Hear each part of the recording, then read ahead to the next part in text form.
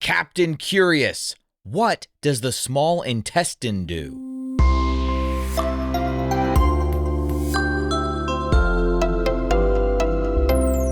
Hi, welcome to Curious Kids Every Day. I'm Josh. How are you doing today?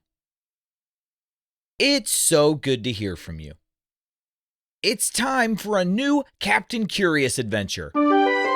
We've got so many new listeners every day that there's a good chance that this will be the first Captain Curious adventure you're hearing. Well, let me explain how this works.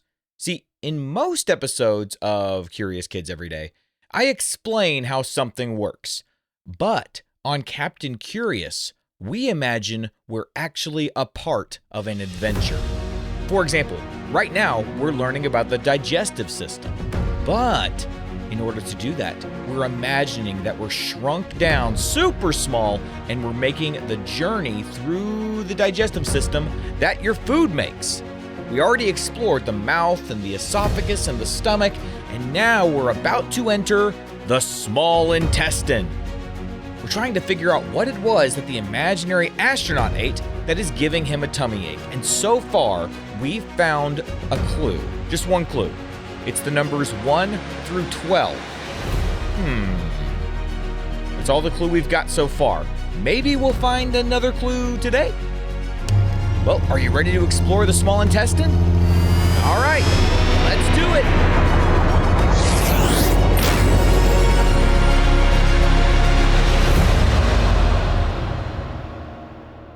Oh, we just exited the stomach and now we're in the small intestine. Oh, we're being squished forward. Gentle waves squeeze the walls of the intestine in a steady rhythm. Those squeezes push food forward little by little, making sure nothing gets stuck and everything keeps moving on its journey. It's kind of like the esophagus, I guess, but unlike the esophagus, the small intestine isn't just transporting food from one place to another. The small intestine actually digests your food and absorbs nutrients. See, by the time food reaches the small intestine, it has already been chewed and mixed with stomach juices. The small intestine's job is to finish breaking that food down and then absorb the nutrients. Because those nutrients are really important. They're what your body needs to do all the things it does. Oh, just getting squeezed forward little by little. You might think that the small intestine is short since it's called the small intestine, but it's actually pretty long. If you are between the ages of 4 and 8, so if you are 4 years old, 5 years old, 6, 7, or 8 years old, your small intestine is about 12 to 15 feet long. So we could be 3 or more times as tall as you are if it was all stretched out. And by the time you're grown up, when you're my age, it's about 20 feet long. See, it's not called the small intestine because it's short. It's because it's skinny. Trust me, it's really skinny. It's really tight in here. Hey, let's see if we can get behind this food that's being digested and all the nutrients are being sucked up while it's here in the small intestine. That way we can watch it better. Now, the small intestine is actually split up into 3 distinct parts. And the first one, our first stop, is the duodenum. Can you say duodenum? You can think of this part like a mixing and breaking down zone. Do you see those digestive juices from the pancreas coming in? And the bile from the liver? They pour into the duodenum and mix with the food. See what it's doing? It's helping break down the big pieces into much smaller ones. Fats get chopped into tiny droplets. And proteins start breaking into smaller building blocks. And sugars are prepared for absorption. The duodenum also helps calm the strong stomach acids so they don't harm the rest of the intestine. It's a short journey compared to the rest of the small intestine, but it's setting everything up for the next part of the adventure. Okay, what's happening now? Oh, the walls, they look super active. What are they doing? Hey, I brought these special goggles. I brought some for you too. They help you see nutrients better. These are my nutrient goggles. Do you want to try a pair? Here, put these on. Ready? Let's see what's going on with these walls. Oh, look at that! We must now be in the jejunum. This is the second part of the small intestine. Can you say jejunum? The jejunum is the longest section of the small intestine. It's the middle section. And do you know how I know we're in the jejunum? Because these goggles are showing us that nutrients are being sucked out of the food and they're going into the walls of the small intestine. Sugars, amino acids from proteins, fatty acids from fats, and many vitamins slip through the intestinal walls and into tiny blood vessels. From there, they travel to your muscles, brain, bones, and organs to be used as energy and building material. Now let's take a really close look at these walls, because they don't really seem smooth at all. What do we have going on here? Oh wow, look at that! The walls are covered in... Let me count them. Yep, there are millions of them. They're tiny finger-like bumps. Oh, gross.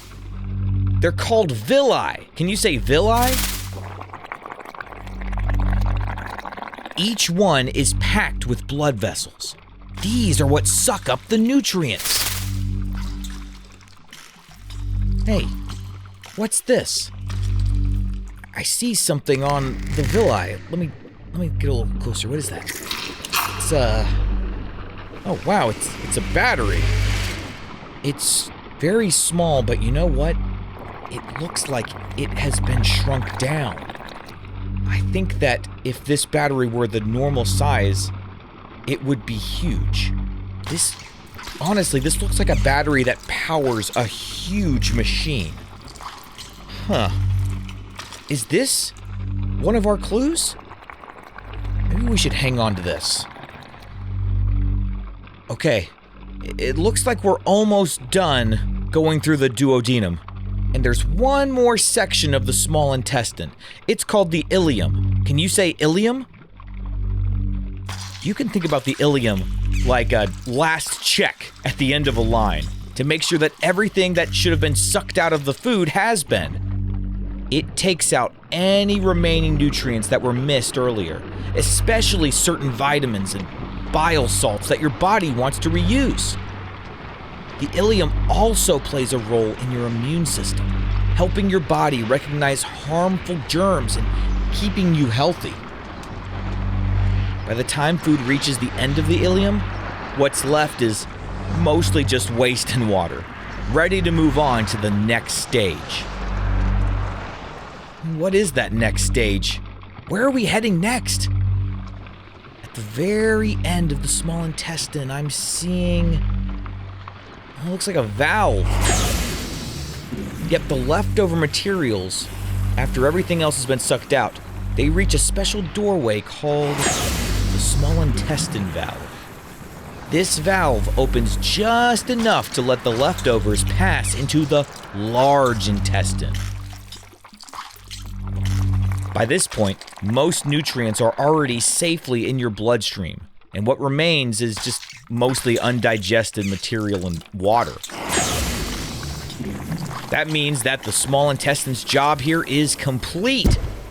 The body has taken what it needs, and the rest is ready for, well, one of the last stops, where water will be absorbed and waste will be prepared to leave the body. Oh, it looks like we're about to be pulled through that valve. Before we go, do you want to test what we've learned today? Let's do it. True or false? The small intestine is called small because it's short. That's false. It's actually very long. For kids, it can be 12 to 15 feet long. It's just called small because it's skinny. True or false? The small intestine only moves food along and does not help digest it. Nope, that's false. The small intestine both finishes breaking food down and absorbs nutrients your body needs. True or false, digestive juices from the pancreas and bile from the liver help break food down in the duodenum? That is true! Those juices mix with food in the duodenum and help break fats, proteins, and sugars into smaller pieces.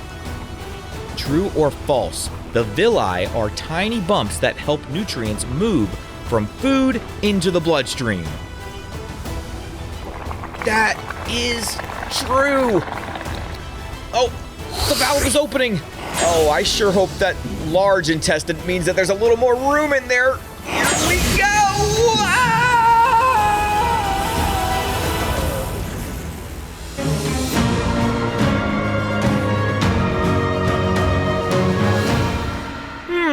So now we have 2 clues.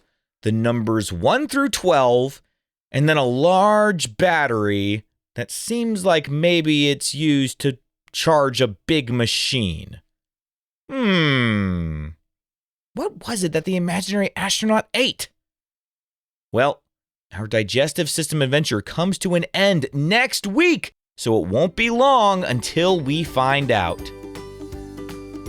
What kind of question do you think we'll ask tomorrow on Curious Kids Every Day? I can't wait to find out, so until then, keep asking questions and stay curious, kids. And we've got a few birthdays today. Wesley from Nevada is turning 7. Happy birthday, Wesley. Eloise from Ohio is turning 8. Happy birthday, Eloise. And Dhruv from California also has a birthday today. Happy birthday, Dhruv. To all the grown-ups listening, if your curious kid wants their birthday mentioned on the show, please visit supportcuriouskids.com and join the Curious Kids Club. That's supportcuriouskids.com. See you tomorrow!